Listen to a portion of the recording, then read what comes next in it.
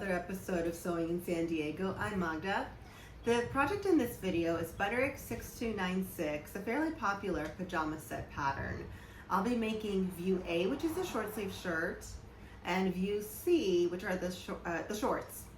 I already have my pattern pieces all cut out because I've made this project several times before. I purchased a dark gray Haunted Mansion fabric. This is 100% cotton woven from Joann. Really, any cotton woven will work for this, as well as other fabrics as well, as recommended with the pattern itself. I have a gray thread. I chose purple buttons for this one and matching purple bias tape.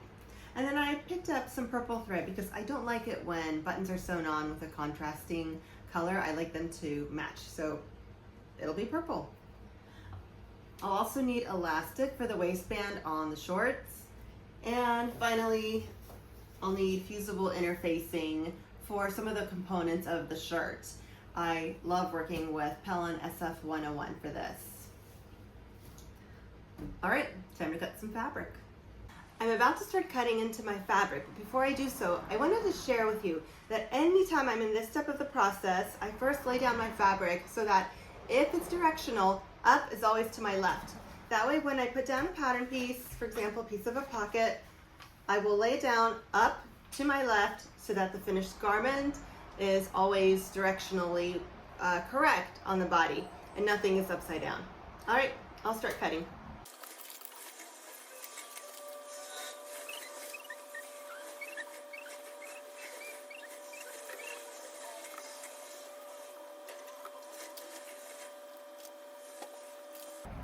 Okay, those are all the pattern pieces.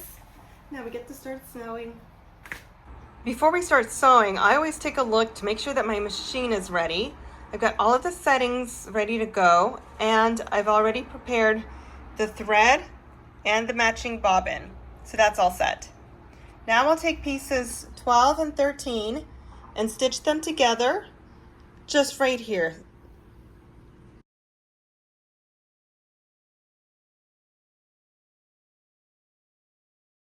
Now that I've got both pieces folded over, I'll give them a good press.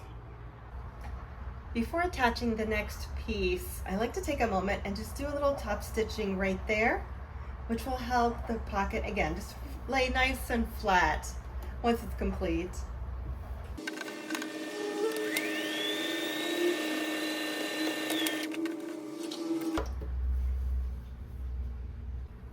Now we're adding piece 14 to the mix. I hope you can see the whole thing here. We're just going to stitch all the way around here so that we have a complete pocket on the inside. And then I'll go around and I'll just have the seam allowance and use an overlocking stitch to create a neater finish here so the pocket won't fray on the inside over time.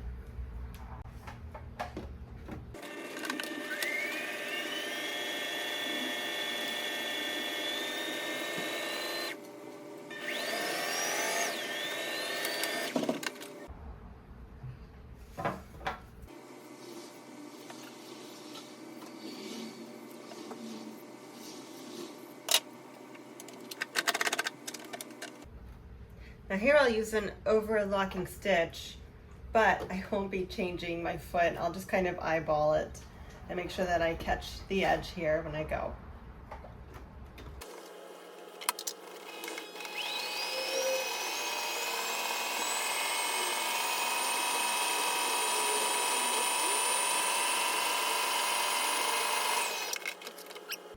Pretty well overlocked. The threads may fray a little bit from the fabric, but over time, it really won't look bad at all. And I prefer it than the alternative of letting it just go crazy every time you launder it. Okay, now I'll do the same to the other side. So sometimes things don't go according to plan exactly. You'll see that even though the tops line up here and on the left-hand side, this didn't line up so perfectly. So you know what? I'm just taking scissors and I'm going to trim around and solve that problem. This is a pocket, so if it is a little bit shorter than we originally planned, it's really not the end of the world. Forgive yourself, fix it, and move on. There, what problem? Now that we've sewn around here and overlocked it, the next step will be to stitch across right here, this upper part and this side part here, to create a pocket. For this step, we'll be just closing this up right here along the top and the side to create that pocket. Now this stitch line should be a little bit closer to the edge of the fabric, not at the 5/8 of an inch seam allowance. I actually did it wrong on the previous piece, so here I am showing you. Don't use a full 5/8 seam allowance, use just a little less. Also, I want to point out that because I can't see where this layer ends from the top very well, I'm going to put the pin right beyond that point. Here I can see where I'm supposed to start stitching. This layer is a little hidden, so I've got a pin here. That way I'll go just beyond it and stop.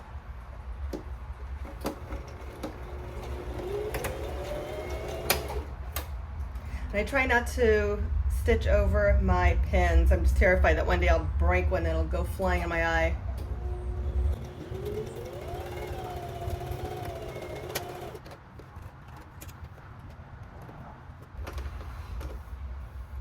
The same thing here. There's that secret edge right there. I'll pin just beyond that point, and then 2 more just to secure everything.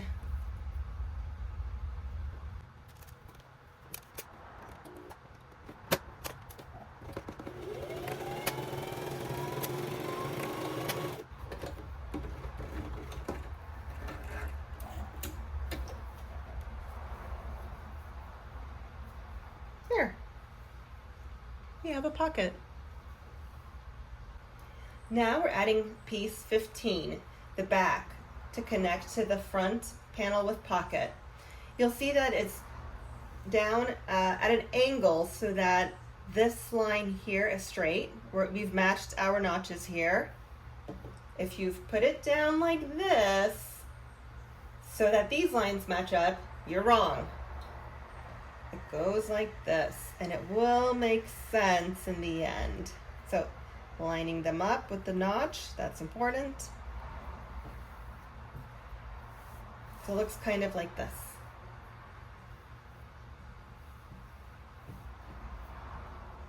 Get a little tighter here. Okay, now my pins are going in.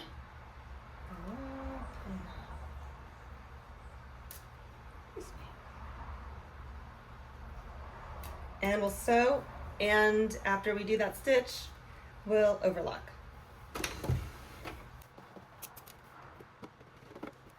Get over there.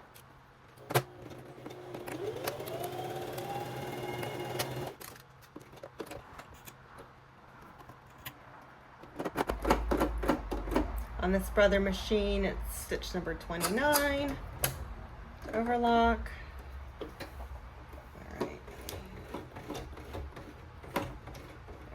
Catch it where it's on the left. Oh, excuse me. Let me first do a slip here. Having that seam allowance just reduces the bulk, especially in that area of the garment. Okay.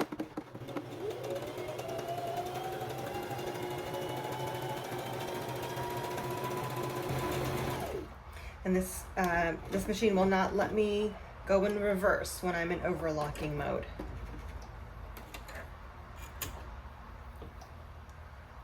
Okay, you have a nice clean finish. If you're following along in your instructions for this pattern, we are on step number 7. Here we put these 2 large pieces that we've been working on, one on top of the other. And I want to show one little detail here. So before we stitch, well, first pin, then stitch all the way around here, I want to reduce some bulk in this area. To do that, I'm going to take this seam, have it go right, and this one as well, this seam allowance, make it go left. That way when they're stitched together, they're kind of nested here. And again, they're going to reduce bulk here for you. Not a big difference. It's just better technique. So I'll go to my machine right now. This one I'll press to the right, and therefore from this view it's to the left, but really once I flip it over, it'll also be to the right. So at my machine, at my iron, both will go to the right, and therefore they will nest more comfortably when it's time to sew and move on to next steps. Okay, I've done my ironing, so now you can see this is going to the right, this is going to the left. It'll nest very nicely together. Now I'll take my pins, pin everything around, sew one time around, and then you'll see that the instructions frequently tell you to sew a second line around the edge. You can, I just prefer to use the overlocking stitch on my machine because it has one. It really performs the same function, which is to reduce fraying on the garment over time.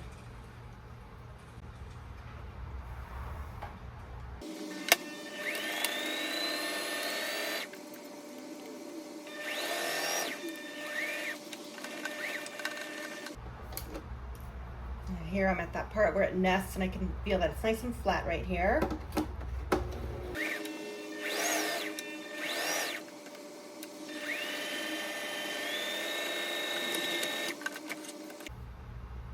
Now I will cut half the seam allowance and do the overlocking. Okay, I overlocked the entire edge. And you'll see that this looks a little bit different than it does in the instructions. They recommended that this area only have that additional support. I just reinforced the entire seam line. So then when we go on to the next step and put that yoke in, you'll see this looks a little bit different from their picture. I'll have mine all the way over to the side where their seam was left open. So it will end up just being, a little fabric on each side here. It's fine. They did it to reduce the bulk. I prefer to have a clean finished edge all the way around. So I'll walk this over to my iron now and give it a good press all the way around. Before I stitch the yoke to the back of the pants, I'll take a moment to stay stitch both of these edges here to reduce fraying before I join them together. Oops.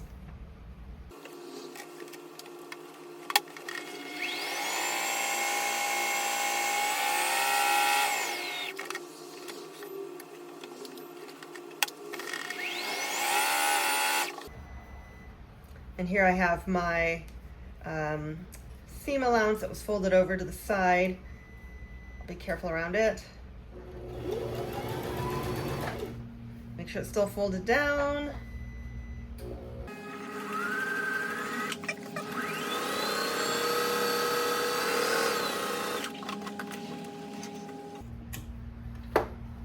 Okay, I'm ready to connect them right sides together. To pin these together, I want to make sure that the center lines match up. So to find that center line on this piece, I just fold it in half, stick a pin in it. There it is right there. And then the center line of the back of the shorts is obvious because it's that seam that we just worked on. So as long as these two line up, we're golden. So let me put this pin in right where that should match up. There it is. There's my first pin. And then there are notches that we had marked previously, so those need to be lined up. And they wouldn't be there if they weren't important, but honestly, sometimes I just kind of fudge it. And then here, this yoke triangle will end up sticking out over a little bit. Think about this. The seam is 5/8 of an inch, right? So right there, that's where the yoke's gonna pop up, and we want that edge to be a solid straight line. So yes, this part will stick out a little bit, and that's fine. So I just pull these tight to start matching up.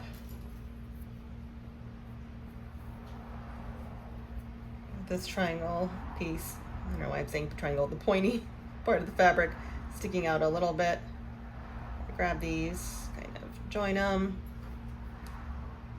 pin into place, and then at the end here too.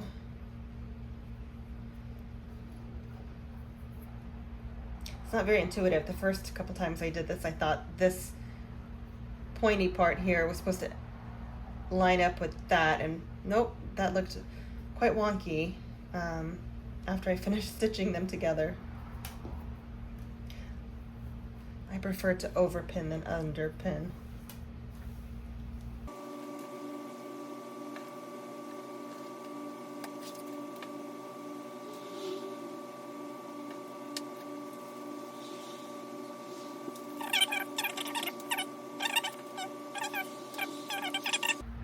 Ooh. Okay, I think this is good enough. I'll go ahead and stitch all the way across.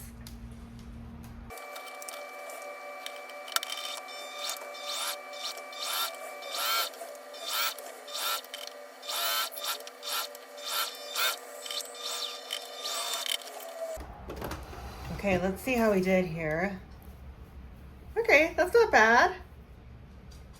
It's not perfect, but it's not bad. How about on the other side? Okay, I can live with that. And this selvage here was within the 5/8 of an inch seam allowance, so I left it in when cutting out the pattern piece. Okay, we're doing all right.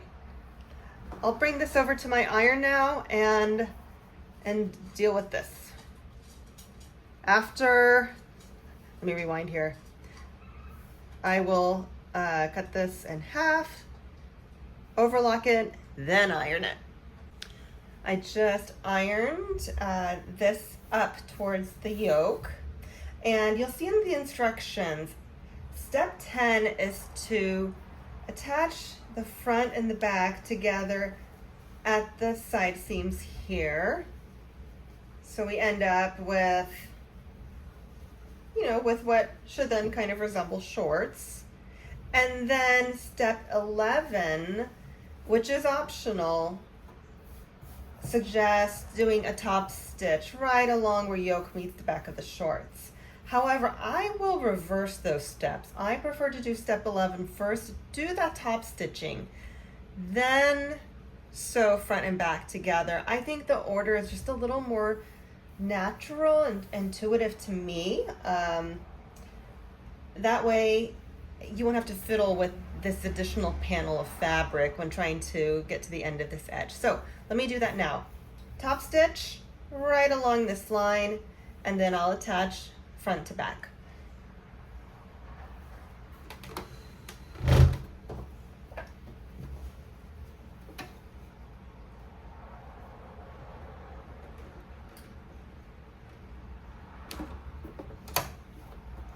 And I'll have just a few millimeters between that edge and where my needle falls. So I'll use this as a rough guide, that little gap between plastic and metal.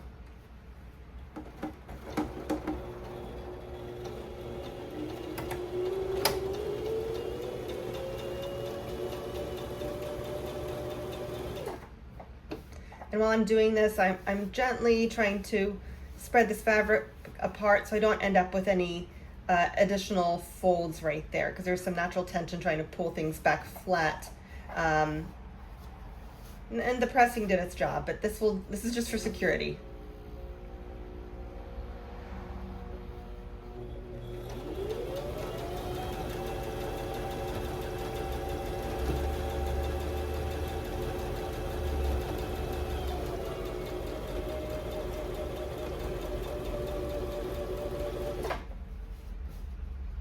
I can see right here when I pressed it, it wasn't perfect. So let's see if I can make up for it here.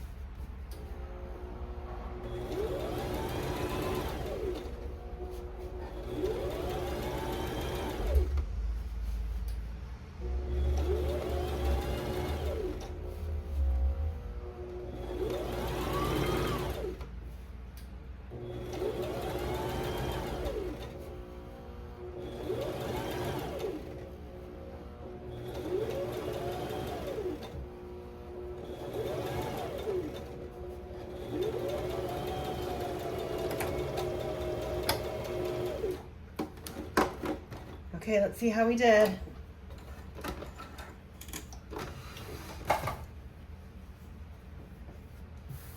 Okay, I can live with that. It's not 100% perfect, but given where it is on my butt, I really don't care. All right, next, I'll just connect fronts to the backs along the sides. Before moving on to stitching the two side edges here, I wanted to show you.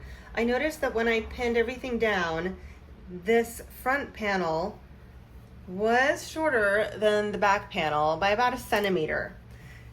So I chose to line up the bottoms because this is where I'll attach the bias tape and then the cuff for the shorts. And I think it's an easy enough cheat to just cut a thin strip off this back yoke piece before I continue. So I'll do that. I'll cut this off and then I'll come back and I'll make these stitch lines.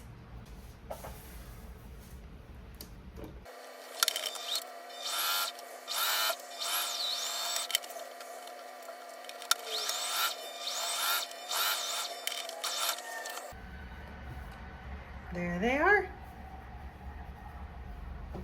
Shorts. Not quite done yet though. Now I'll have the seam allowance, do an overlocking on both sides, and then I'll take this to the ironing board and I'll press the seam allowances towards the back.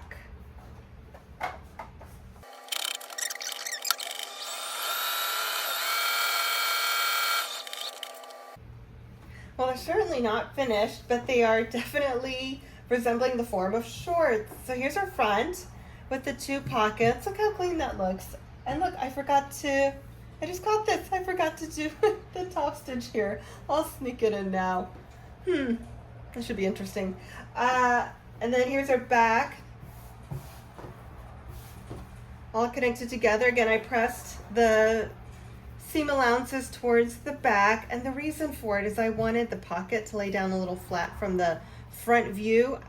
My only concern was that if I pressed towards the front, they might bulk up a little bit here, and I didn't want that happening.